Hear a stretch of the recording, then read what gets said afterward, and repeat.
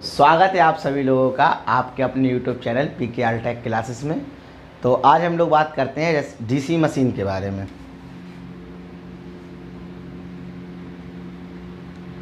DC machine basically देखा जाए तो डीसी मोटर हो या जनरेटर हो, डीसी मशीन क्या होती है? डीसी मशीन दो पार्ट हैं, एक स्टेटर है एक रोटर है। स्टेटर क्या है? जो स्टेबल है, जो स्थिर है, उसको बोलते हैं स्टेटर, और जो रोटेट करेगा आपको उसको बोलेंगे रोटर।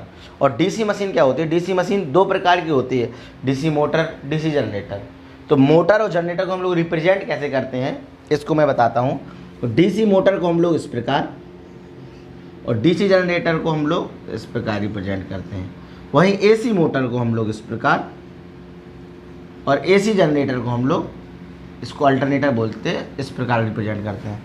इसके बाद अब हम लोग बात करते हैं स्टेटर, रोटर, इन सब चीज़ों की। लेकिन मैं आप लोगों को बता दूं कि ये क्या है, हमारा ये शॉर्ट नोट्स की वीडियो हम लोग बना रहे हैं। इसमें जितने भी शॉर्ट नोट्स के पॉइंट होते हैं हम इस वीडियो में उन सब पॉइंटों के बारे में बात करेंगे।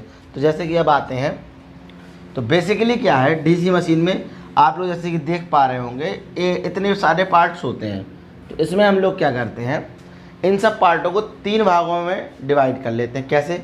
पार्ट वन में आपका क्या है, magnetic field system. Part second में आपका आर्मेचर, एंड पार्ट 3 इसमें आएंगे कम्यूटेटर एंड ब्रश गियर्स। ये तीन भागों में हमने पूरी डीसी मशीन को ड्राइव कर दिया। अब हम लोग इसमें क्या करेंगे, एक एक पार्ट को उठाएंगे, उसके जितने भी इंपॉर्टेंट पॉइंट है सिर्फ उनको पढ़ेंगे और बाकी को छोड़ देंगे, क्योंकि हम लोग शॉर्ट नोट्स का वीडियो बना रहे हैं। तो सबसे पहले हम लोग आते हैं,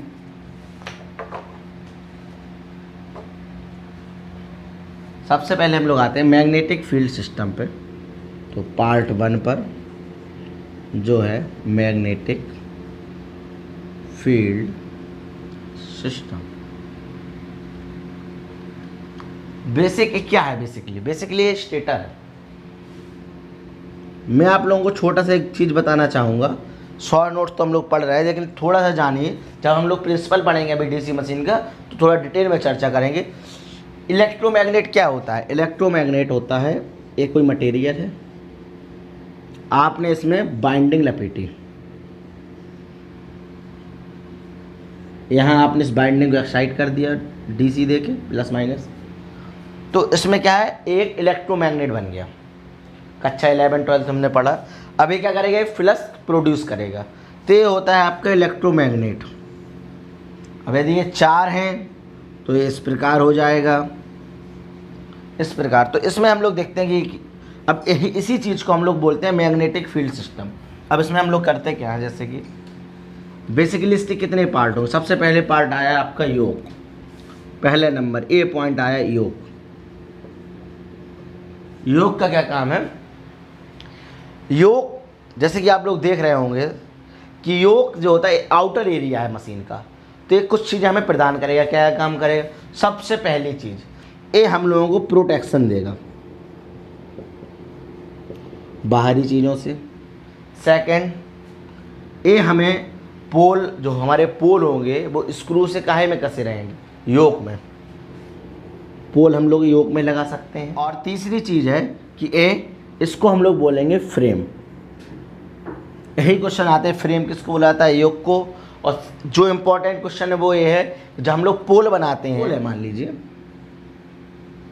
एक किस चीज़ से योक में कनेक्ट रहेगा आपका, तो ये होता है स्क्रू से कनेक्ट। ये क्वेश्चन बहुत आता है।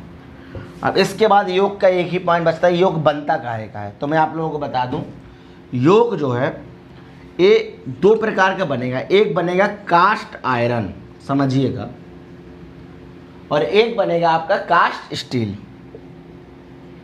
एक क्वेश्चन आते हैं अभी, ये हाल ही में यूपीपीसीएल में भी क्वेश्चन आए थे कि कास्ट आयरन का कहाँ बनता है, कास्ट स्टील का कहाँ बनता है। For small DC machine it made by cast iron, and for large DC machine, जो हिंदी में समझिए जो बड़ी डीसी मशीन है उनके लिए हम लोग योक को बनाएंगे कास्ट स्टील का। अब इसके बाद हम लोग बात करते हैं पोल की। अब समझिएगा, जैसे पोल, तो इसका काम क्या है भाई, ये पोल है, इस पर बाइंडिंग लिपटी, तो मैंने आपको बताया कि इस पर बाइंडिंग लिपटी रहेगी। तो एक काम ये करेगा, इसका काम होता है फ्लक्स को, मतलब जो बाइंडिंग इसके ऊपर लिपटी उसके अलावा इसको फ्लक्स को बनाने में साथ देना। पोल बनता काहे का? पोल आपका स्टील का बनता है, इसको हम लोग लैमिनेटेड करते हैं। लैमिनेटेड क्यों करते हैं? ट्रांसफार्मर की तरह कभी भी किसी भी चीज़ को लैमिनेट किया जाता है तो एडी करंट लॉस कम करने के लिए लैमिनेट किया जाता है। अब ये हो गया पोल कोर। अब आते हैं पोल शू। पोल शू क्या करता है भाई? जैसे कोर में बाइंडिंग लिपटी है तो ये गिर ना जाए, तो it support the field binding. इसका काम क्या है? Support the field binding. इसके अलावा पोल शू का एक काम और है कि यदि आप पोल ऐसे लगाते तो रिलक्टेंस जो है ज़्यादा मिलता। अब ऐसे लगाने से क्या है, यहाँ एयर गैप बढ़ा, और जब भी एयर गैप बढ़ेगा तो रिलक्टेंस का मान कम होगा। और फ्लक्स को क्या चाहिए? कम से कम रिलक्टेंस पाथ फॉलो करे। करंट को क्या चाहिए? कम से कम रेजिस्टेंस पाथ फॉलो करे। इस प्रकार ये क्या है, ये फ्लक्स को मिनिमम रिलक्टेंस पाथ फॉलो कराता है। अब मैं शॉर्ट नोट से बता रहा हूँ। तो ये हो गया आपका पोल का कार्य। इसके बाद हम लोग बात करते हैं पोल कोर और पोल शू को छोड़ के फील्ड वाइंडिंग की। जो सी पार्ट आपका है फील्ड वाइंडिंग।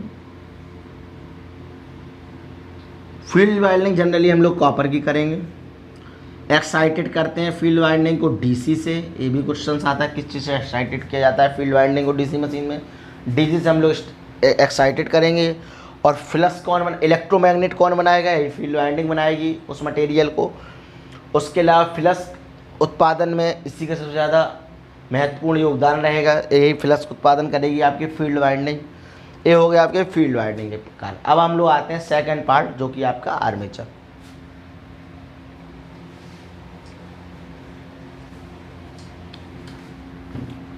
अब हम लोग सी पार्ट में बात करते हैं, सेकंड पार्ट में बात करते हैं। जैसे मैंने आपको बताया था आर्मेचर की।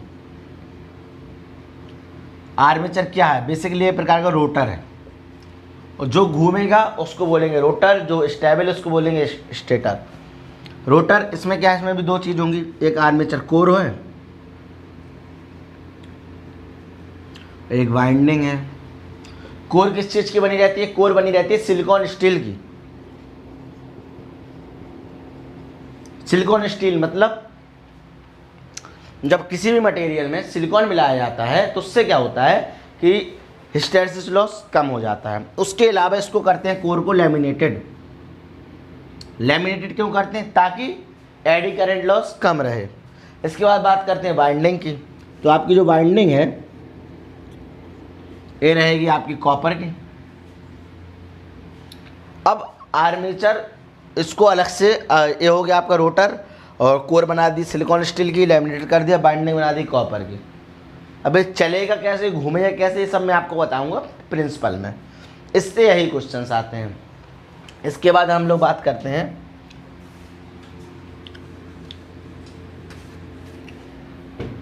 थर्ड पार्ट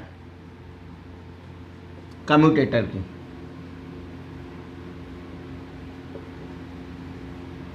कम्यूटेटर काहे का बना रहता है? वैसे तो कॉपर का बना रहता है, लेकिन बेसिकली होता है हार्ड रन कॉपर का।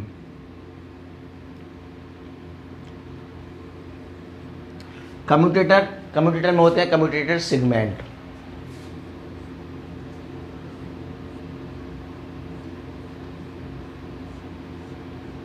ऐसे कम्यूटेटर को आप खोल के रख देंगे तो इस प्रकार होगा। ये बनेगा कॉपर का, इसमें बीच में वो करते हैं इंसुलेशन। ये आता है इंसुलेशन। कितना होता है इसका? इंसुलेशन काहे का होता है? इंसुलेशन होता है माइके का। इंसुलेशन जो है इसका इंसुलेशन होता है माइके का। इसके बाद बात करते हैं ब्रश की। ब्रश जनरली कार्बन के होते हैं, ग्रेफाइट ब्रश भी होते हैं, और कॉपर के ब्रश भी होते हैं। हम लोग जनरली ब्रश यूज करते हैं कॉपर कार्बन का। ये हो गई आपकी कंस्ट्रक्शन। तो डीसी मशीन हमने तीन चीज़ें पढ़ी, मैंने फिर से आपको बता दूं, स्टेटर, रोटर, कम्यूटेटर। अब हम लोग पढ़ते हैं डीसी मशीन में प्रिंसिपल के बारे में। लेकिन प्रिंसिपल के बारे में पढ़ने से पहले मैं एक चीज़ आपको बताना भूल गया, जो बाइंडिंग थी अभी हमने आर्मेचर में की थी बाइंडिंग। बाइंडिंग क्या है? बाइंडिंग दो प्रकार की होती है, एक होती है आपकी लैप बाइंडिंग, एक होती है आपकी वेव बाइंडिंग। लैप बाइंडिंग का यूज करते हैं low voltage high current, wave binding का यूज करते हैं हाई वोल्टेज लो करंट। इसके अलावा लैप बाइंडिंग में पैरेलल पाथ की संख्या होती है नंबर ऑफ पोल्स के बराबर, वेव बाइंडिंग में पैरेलल पाथ की संख्या होती है 2 के बराबर। आपका ये हो गया लैप बाइंडिंग वेव बाइंडिंग। और एक चीज़ और आएगी कि जब हम अभी पिछले ट्रांसफार्मर वाले पार्ट में मैंने बात की थी कि वेल्डिंग ट्रांसफार्मर में किसका यूज़ कर रहे थे, इसी प्रकार जब भी हम लोग वेल्डिंग का यूज़ करेंगे तो किस जनरेटर का, किस बाइंडिंग का यूज़ करेंगे, तो लैप बाइंडिंग का। क्यों? तो इसमें करंट रेटिंग क्या है? ज़्यादा है। अब हम लोग बात करेंगे प्रिंसिपल के बारे में।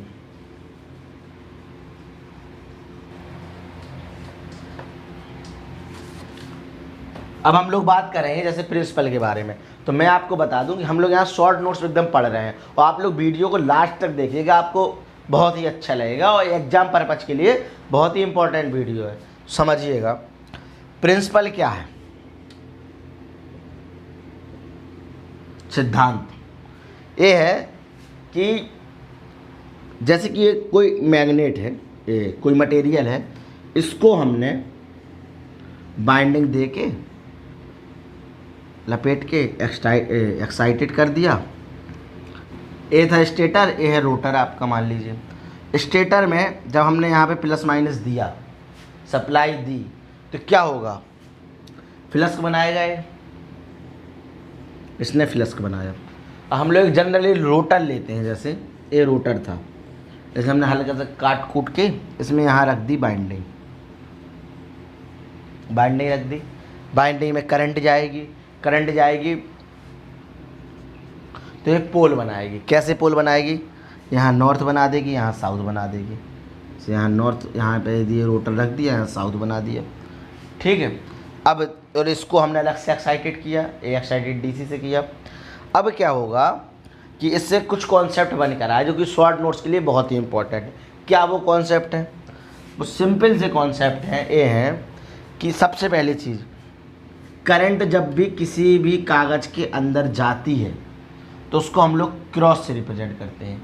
और जब भी करंट किसी भी कागज़ या वायर के अंदर से आती है, कागज़ का मैं यूज इसलिए कर रहा हूँ कि आप लोग समझाने के लिए, जैसे कि ये पेपर है, मान लो इसमें करंट जा रही है, सबको पता है कंडक्टर में करंट जाती है, एक करंट जा रही है, जाते समय हमने रिप्रेजेंट किया है क्रॉस से, और जब करंट आ रही है तब हमने रिप्रेजेंट किया है डॉट से। जब करंट आई डॉट, करंट गई क्रॉस। अब क्या है, एक करंट यहाँ से गई, अब मान लीजिए यहाँ पे रोटर था, ये बाइंडिंग थी, यहाँ करंट जा रही थी, यहाँ से करंट आ रही थी, यहाँ इसने नॉर्थ पोल बनाया था, यहाँ साउथ पोल बनाया था। अब क्या है, किस सिद्धांत पे काम करता है, बेसिकली ये आता है एग्जाम में, और मैं एग्जाम की पर्पज़ से ये वीडियो बना रहा हूँ। तो जो प्रिंसिपल है डीसी मोटर का, वो ये कहता है कि जब किसी धारावाही चालक को चुंबकीय क्षेत्र में रखते हैं तो वह एक बल या एक टॉर्क का अनुभव करता है। उसकी दिशा फ्लेमिंग के लेफ्ट हैंड रूल से निकालते हैं। कैसे? जब ये जाएगा, ये अपने नॉर्थ साउथ पोल बनाएगा, उसके बाद ये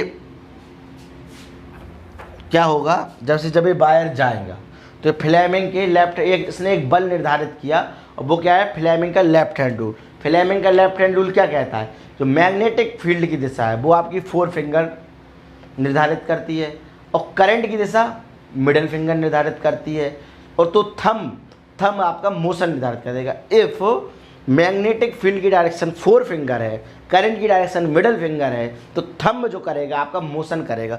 जैसे समझिएगा, बिल्कुल सिंपल सा, ये एक इलेक्ट्रोमैग्नेटिक बन गई, जैसे मान लीजिए ये इलेक्ट्रोमैग्नेटेड है, ये नॉर्थ पोल है, साउथ पोल है, और यहाँ पे एक रोटर लगा, इससे करंट गई, इससे आई। अब फ्लक्स की लाइनें ऐसी जा रही थी,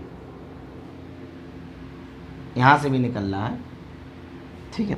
अब उसने क्या कहा, आपने फ्लेमिंग का लेफ्ट हैंड रूल लगाया, फ्लक्स की दिशा और करंट की दिशा ऐसे करी, तो मोशन है, मोशन अंदर की ओर लग रहा है इस प्रकार, और जब वही आपने यहाँ किया तो यहाँ लग रहा है इस प्रकार। तो ये क्या करेगा, ये आपका इस तरह इस तरह इस तरह इस तरह इस तरह इस तरह घूमने लगेगा। इस प्रकार आपकी मोटर हो जाएगी चालू। और भी बहुत सी चीज़ें हैं अभी इसमें, लेकिन हम लोग शॉर्ट पॉइंट पढ़ रहे हैं। तो जो क्वेश्चन निकल कर आए वो 3-4 निकल कर ही आए। तो बेसिक के लिए भी इम्पोर्टेंट है और मशीन के लिए भी इम्पोर्टेंट है। सबसे पहली चीज़, करंट अंदर जाएगी, क्रॉस से रिप्रेजेंट करते हैं। जब किसी बाहर से करंट बाहर आएगी, डॉट से रिप्रेजेंट करते हैं। फ्लेमिंग का लेफ्ट हैंड रूल जनरेटर में लगता है, फ्लेमिंग का लेफ्ट हैंड रूल मोटर में लगता है। फ्लेमिंग का राइट हैंड रूल जनरेटर में लगता है। राइट हैंड रूल क्या है, राइट हैंड रूल जो जनरेटर जो धारा पैदा करेगा उसकी दिशा कौन बताएगा, राइट हैंड रूल। फ्लेमिंग का लेफ्ट हैंड रूल क्या बताता है कि डीसी मोटर किस दिशा में घूमेगी। इसके बाद किस सिद्धांत पे काम करते हैं DC motor, Fleming left hand rule पे। अब इस प्रकार आपकी मोटर चालू हो गई। मान लीजिए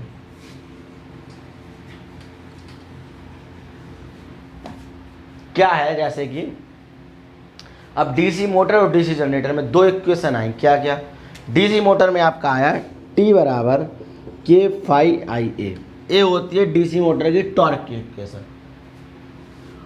और डीसी जनरेटर में जो वोल्टेज पैदा होगा उसकी इक्वेशन होती है Φ/P/Zn/60A। ये हो गया आपकी उसकी इक्वेशन। यदि आप गौर से देखें तो PZA ये सब कांस्टेंट हो गए 60-60। तो E1/E2 बराबर बना आपका Φ1N1/Φ2N2। N1 N2 क्या है, स्पीड, समझिएगा। ये बनी आपकी इक्वेशन। और भी बहुत सी चीज़ें हैं अभी। तो मैं आप लोगों को बता दूं, मेरा नाम जो है राहुल साहू है और मैं इस पूरी सीरीज में पूरी मशीन के सारे शॉर्ट पॉइंट को डिस्कस कर रहा हूं आप लोगों के साथ। तो बहुत बहुत धन्यवाद, आपने हमारा वीडियो देखा।